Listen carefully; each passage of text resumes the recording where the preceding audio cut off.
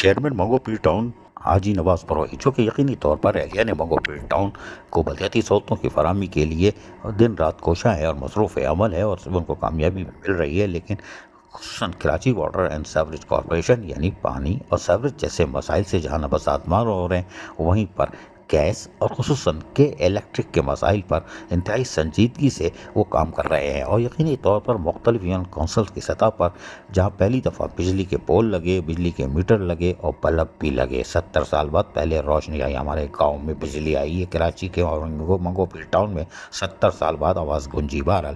Chairman حاجی نواز بروئی نے آج بھی کے الیکٹرک کے اہم ذمہ داران سے ملاقات کی اور ان کو بتایا کہ ایک تو غیر اعلانیہ لوڈ شیڈنگ، اور پھر دوسرے کے پاس جب پانی کے اوقات ہوتے ہیں، کراچی واٹر کارپوریشن پانی کھولتا ہے، اس وقت لوڈ شیڈنگ کی جاتی ہے، جس کی وجہ سے پانی پہنچتا نہیں ہے، لیکن ہمارے پاس کچھ گاؤں دیہات یعنی ایسے ہیں جہاں پر سیوریج سسٹم یا پانی کا سسٹم نہیں ہے، وہاں ہم کوشش کر رہے ہیں نیا نظام ڈالیں، اور کوشش کر رہے ہیں کہ الیکٹرک سے مل کے جو ہم نے وہ جو نظام ڈالا ہے کہ الیکٹرک کے ذریعے یعنی پول بھی لگ رہے ہیں، میٹر بھی لگ رہے ہیں، اور بجلی کی فراہمی کو بھی یقینی بنانا، تو کوشش یہ کی جائے کہ تمام لوگوں کو برابری کی بنیاد پر ایک تو غیر اعلانیہ لوڈ شیڈنگ سے نجات ملے، اور کوشش کی جائے کہ بجلی کی فراہمی میں اس وقت تعطل نہ آئے جب پانی کی سپلائی جا رہی ہو، کیونکہ جہاں پانی کی لائنیں موجود ہیں وہاں پر پانی نہیں آتا، اور پھر وہ لوگ ہفتوں ترستے رہتے ہیں۔ کہ الیکٹرک کے ذمہ داران نے حاجی نواز بروئی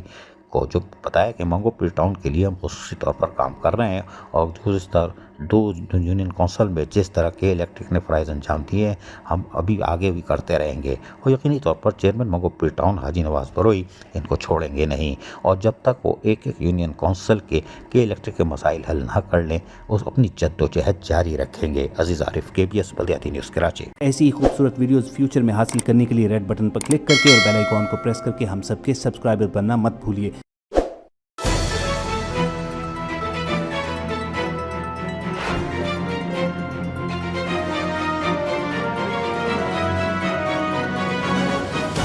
KBS بلدیاتی نیوز۔